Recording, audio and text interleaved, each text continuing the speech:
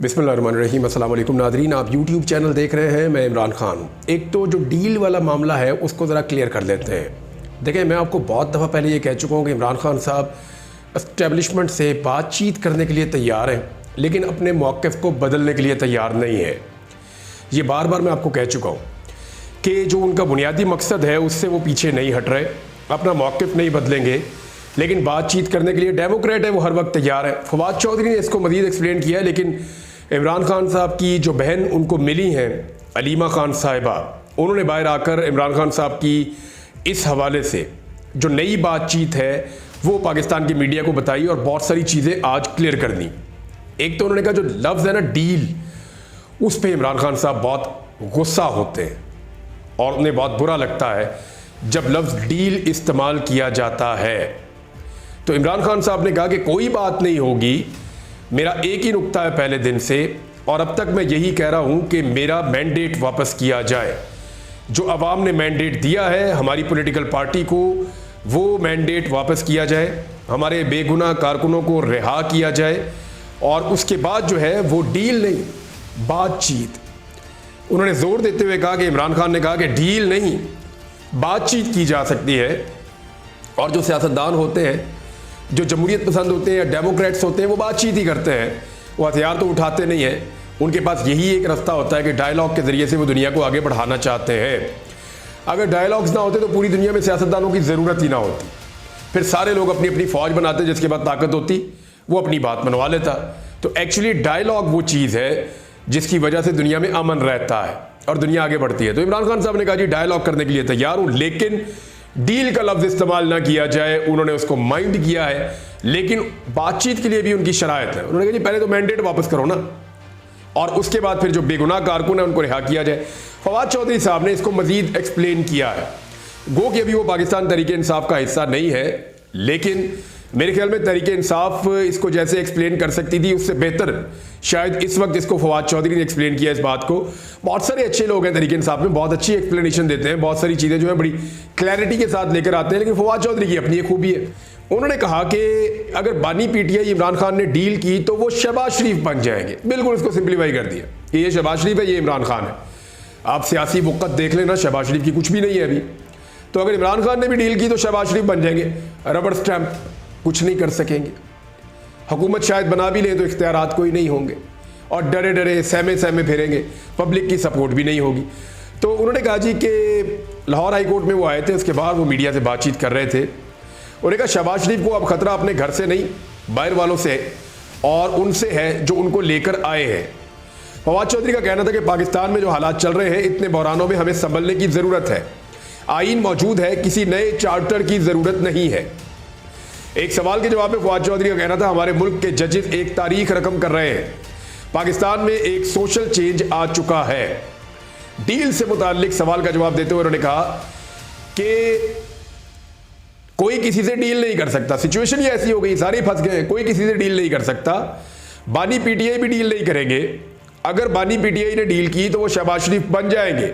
फवाद चौधरी का कहना था कि राब्ते हर जमात से होने चाहिए, हमें एक दूसरे की बात सुननी चाहिए। और एक बड़ा इंपॉर्टेंट उन्होंने जो जुमला बोला फवाद चौधरी ने, उन्होंने कहा जी कि डील नहीं एंगेजमेंट। डील कुछ और होती है, एंगेजमेंट कुछ और होती है। एंगेजमेंट की जा सकती है, बातचीत का रास्ता खुला रहना चाहिए, लेकिन डील नहीं। लेकिन इमरान खान ने बातचीत के लिए भी, डील तो बहुत दूर की बात है, इमरान खान ने बातचीत के लिए भी जो शराइत रख दी हैं वो मैंने आपको पढ़ के सुना दी। दो चीज़ें बड़ी क्लियरली उनकी बहन ने बाहर आकर बताई। उन्होंने कहा डील पे तो वो गुस्सा कर रहे हैं, दो चीज़ें बहुत क्लियर हैं। उन्होंने कहा बातचीत हो सकती है, लेकिन पहले मैंडेट वापस करो, बेगुनाह कारकुनों को रिहाई दो। दूसरी एक खबर जो बहुत अहम है, पाकिस्तान तहरीक इंसाफ ने वाइट पेपर शाया कर दिया है। ये दो अलग अलग पेपर्स हैं।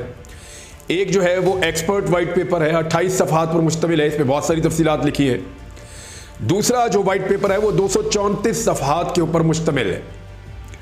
और मैंने जब इस वाइट पेपर को पढ़ा और इसको देखा, अभी इसके ऊपर हम काम कर रहे हैं, इसमें तफसीलात निकाल रहे हैं, इसमें कोई ऐसी चीज़ मुझे नहीं लगा जिसको पाकिस्तान तहरीक इंसाफ ने छोड़ दिया।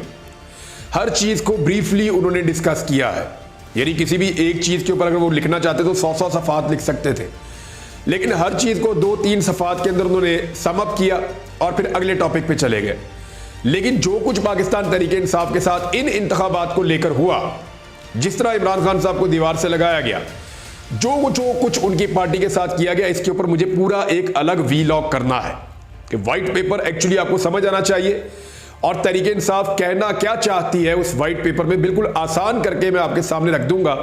लेकिन ये अपने ज़हन में रखें कि बड़ी मेहनत हुई है, प्रोफेशनली इसको हैंडल किया गया है। अल्फाज का चुनाव मैं देख रहा था, हेडलाइंस देख रहा था, उसका जो ऑर्डर है, जिस तरह उसको लिखा गया है कि पहले कौन सी चीज़ रखनी है, बाद में कौन सी चीज़ रखनी है, किस तरीके से उसको लेकर चलना है, एक्सीलेंट, बड़ा ज़बरदस्त तरीके का एक वाइट पेपर है। प्रोफेशनली इसको हैंडल किया गया है। इसमें कुछ चीज़ें तो बहुत अच्छी हैं, कुछ खामियां भी हैं, वो मैं बाद में तस्करा करूंगा। लेकिन बैरिस्टर गौहर, उमर अयूब और दीगर जो लोग हैं पाकिस्तान तहरीक इंसाफ के, वो इस वाइट पेपर को जारी करने के अंदर शामिल थे। ये जो तहरीक इंसाफ का वाइट पेपर है, इसको ज़्यादा जगह नहीं दी गई पाकिस्तान की मीडिया पे, लेकिन ये दो अलग अलग डॉक्यूमेंट्स हैं, इनके ऊपर हम एक पूरा वीलॉग करेंगे ताकि तफसीलात आपके सामने आ जाए।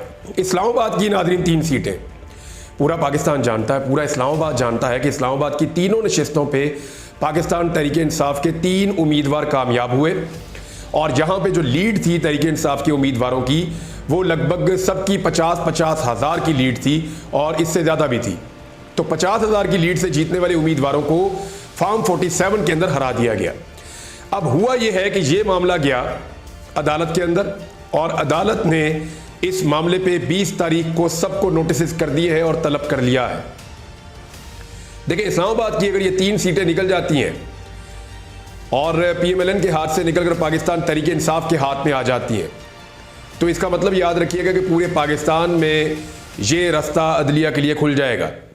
इस्लामाबाद हाई कोर्ट जो है जिस मोड में है और जैसे वो प्रेशर नहीं ले रहे, जिस तरीके से वो दबाव में नहीं आ रहे, तो उससे आपको अंदाज़ा लगाना मुश्किल नहीं होना चाहिए कि इस्लामाबाद में ये फैसला इंसाफ के मुताबिक होगा। और अगर इस्लामाबाद में इंसाफ का आगाज़ हो गया तो फिर इसका ट्रिकल डाउन इफेक्ट आएगा, बाकी सूबों में भी इंसाफ हो सकता है।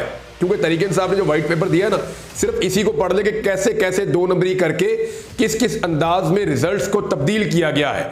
फॉर्म 45 में क्या किया गया, फॉर्म 47 में क्या किया गया, फिर फॉर्म 47 के मुताबिक फॉर्म 45 के अंदर जो तब्दीलियां की गई, जो ओवर राइटिंग की गई, जो 2 नंबरी की गई, वो कैसे की गई, वो सारी चीज़ें जो है वो तहरीक इंसाफ ने उसमें लिखी हैं। अब ये जो अहम तरीन खबर है कि इस्लामाबाद हाई कोर्ट में कायम इलेक्शन ट्रिब्यूनल ने वफाकी दारुल हुकूमत के तीनों MNAs तारक फजल चौधरी, अंजुम अकील खान और राजा खुर्रम नवाज को नोटिस जारी करके हुक्म दिया है कि वो अपने अपने फॉर्म 45 और फॉर्म 46 20 मई तक अदालत में जमा करवा दें। अब पड़ेगी मुसीबत, यानी अब इनके पास मैक्सिमम डेज हैं 18 फॉर्म 45 और फॉर्म 46 जमा करवाने हैं। जहां गलती होगी वहां फंस जाएंगे, जिस जगह पे निशानदेही होगी अदालत वहीं पे पकड़ लेगी।